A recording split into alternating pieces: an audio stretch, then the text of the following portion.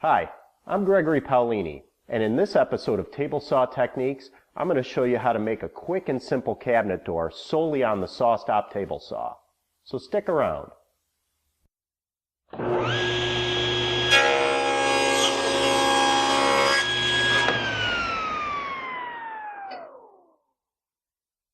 This cabinet door features stub tenon joinery and a simple plywood panel. It's really quick to make. In this particular case, I'm going to choose 2.5 inch wide stile and rail members. So let's go ahead and start cutting those.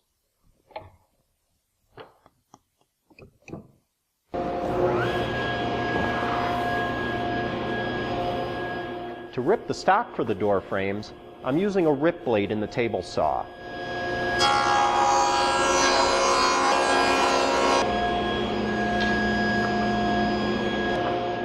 This blade guard also does a fantastic job of keeping all the sawdust under control.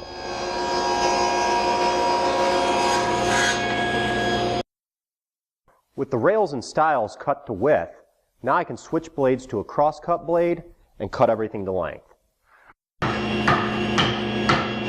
I'll start by squaring up one end of each piece, then setting it against the stop block and cutting each piece to length. The length of your stiles are simply the desired overall height of your door. To calculate the length of your rails, you need to take into consideration your desired overall width of your door, plus the width of your stiles, and the joinery for your stub tenons. In this case, 1/2 inch for each tenon.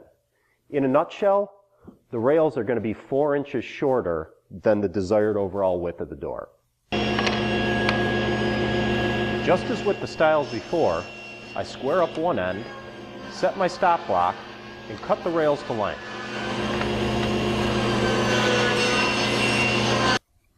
Now all of our rails and stiles are cut to a precise length.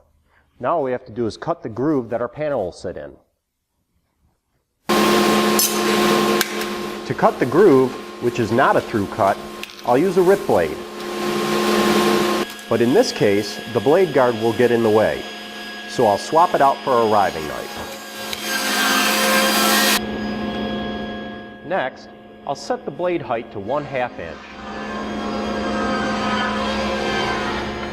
And I'll set the fence so the blade is a little less than centered on the workpiece's thickness.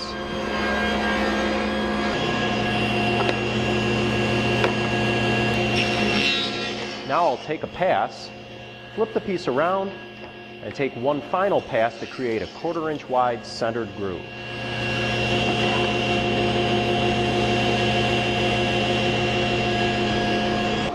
With the first series of cuts made, now I check to see if the groove in my plywood fits snug.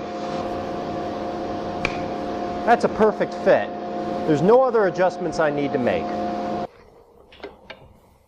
Now I'll focus on cutting the tenons.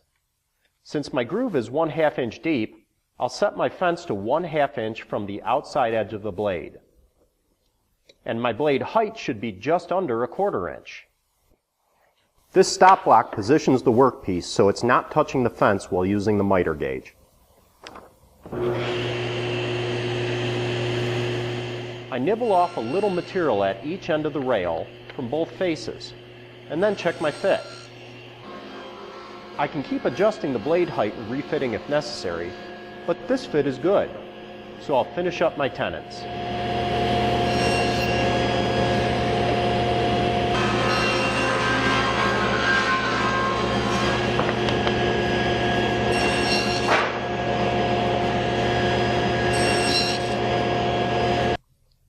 Now we have to size our panel to fit in the grooves.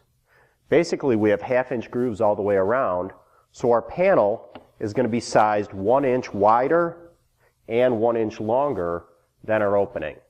To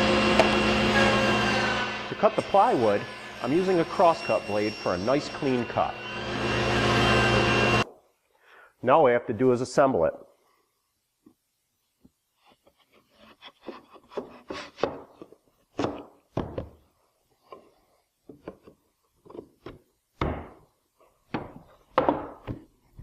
And that's it. A quick and simple cabinet door made solely on the SawStop table saw.